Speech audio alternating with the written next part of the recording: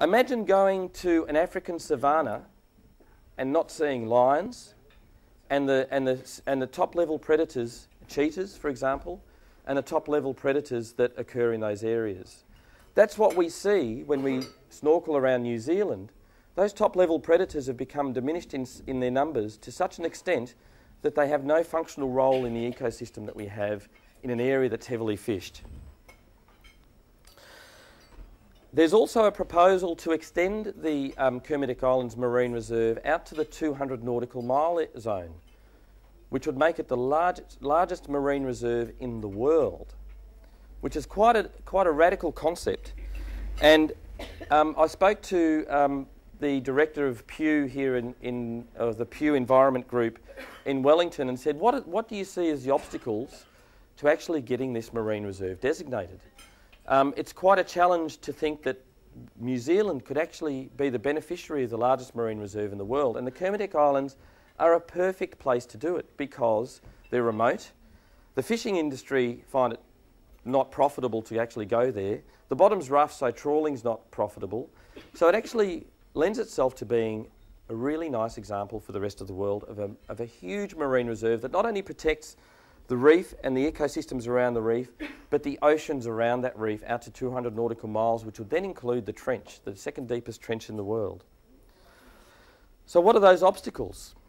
And Bronwyn said to me, well, firstly, it's a lack of scientific information about the ocean areas beyond our own shoreline and our own experience.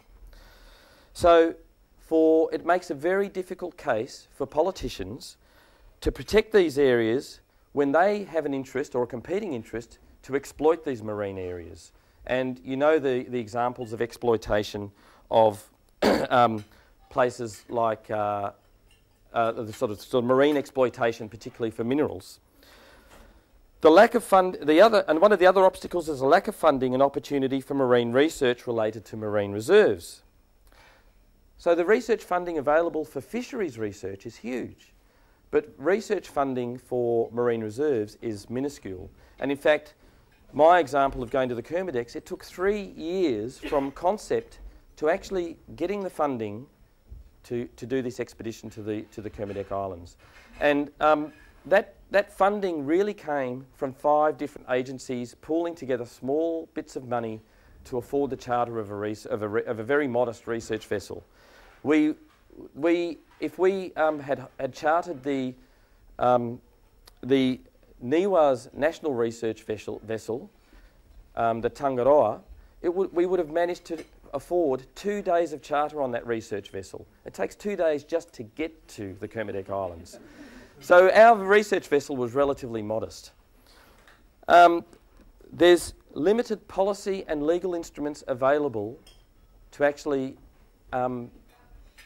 establish marine reserves, and Bill will be a testament, Bill Ballantyne in the back here will be a testament to the challenges involved in trying to get marine reserves established, and I'll tell you an example about that later. But there is changes in legislation which may actually make it easier, and one of those is the Marine Reserves Act, which is being proposed at the moment. And finally, a lack of public interest and a lack of knowledge about marine environment beyond people's experience of fishing on the coast or in their boats or surfing or just lying on the beach.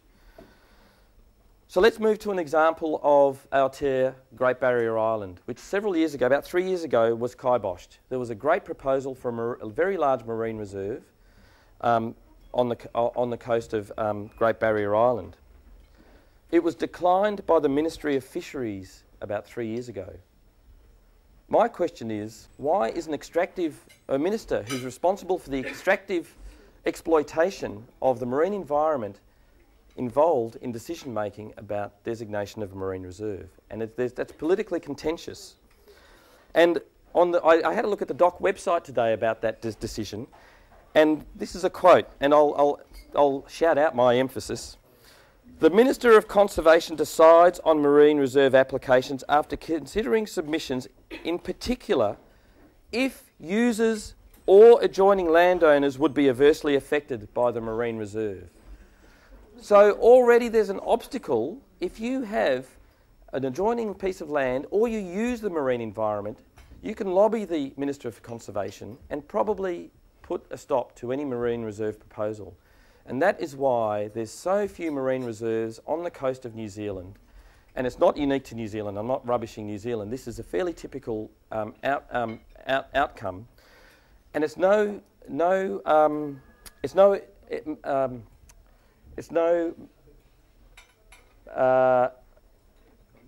hey? Yeah, thank you. No coincidence.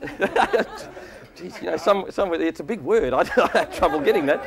It's no coincidence that New Zealand's marine reserve estate is 90% on our offshore islands, the sub-Antarctic islands and the Kermadec Islands. The Kermadec Islands are the biggest marine reserve in New Zealand. It's because they're remote, they're difficult to get to, they have limited potential as extractive areas, and so they're easy to designate as marine reserves.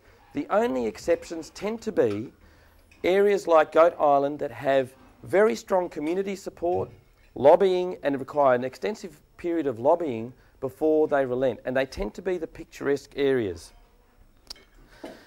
So what you have to remember about marine reserve designation is not that it's based on any science or biological reality. It's always a political decision, and this is the challenge for anyone trying to propose a marine reserve.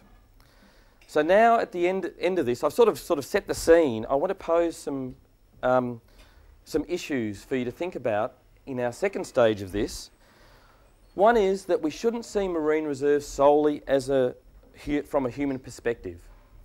We tend to think of marine reserves as benefiting people, but in fact marine reserves shouldn't be established for the benefit of people. Well, partially they should. They have some benefits to us. But actually what we're trying to do is establish a system where we can find areas that are in a fairly pristine state, not dominated or altered by human impact. And there's so few of those left in the world. I've been lucky enough to go to a few of them. The Kermadec Islands is one of those, but there's very, very few of those left in the world. There's been a history in New Zealand and elsewhere in the world of selecting reserves based on their picturesque nature, and you can think of the Poor Knights. They're beautiful. But are they really a representative of what's required to be protected in a marine reserve? Their remoteness, and I've already told you about the sub-Antarctic islands and our other offshore islands, or as a concession to a strong lobby group, and Goat Island is a great example of that. And it was through lobbying and a lot of involvement of developing solid scientific information and getting that underway.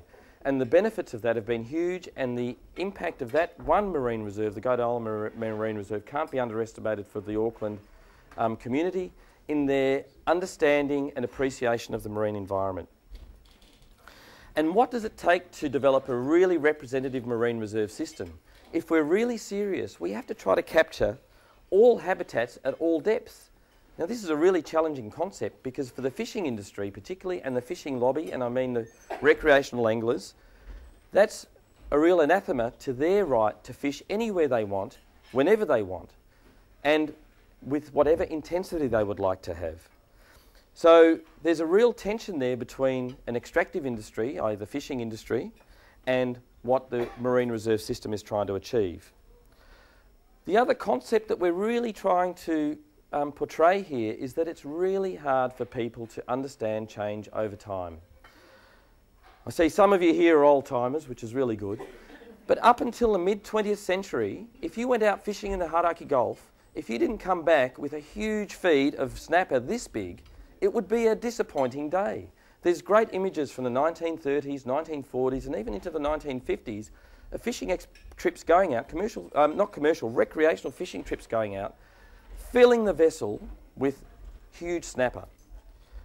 Now, these days, if you go fishing, if you get one snapper over 10 pounds, that is something to write home about. Most of your snapper are 2 to 3 years old. If you're lucky to get a few that are above legal size, most of them are less than legal size and probably have never spawned in their entire life. That is not a recipe for longevity of that particular fishing, of that particular species.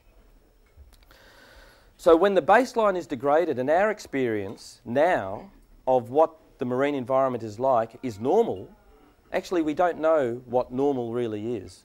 Normal is what it used to be like, where big snapper dominated, and what you see at, say, somewhere like Goat Island is probably more like normal, but they're trivial components in our whole network of coastal areas. And the marine reserves really provide that baseline to us so we can understand what changes have happened as a result of people. And how big a marine reserve? New Zealand's goal is to have 10% of our marine environment designated as marine reserves, and that's no-take marine reserves. 10%. We're almost there now. In fact, we probably are there. But 90% of that 10% is not on New Zealand landmass. It's actually on those offshore islands because they've expanded those marine reserves out to 12 nautical miles.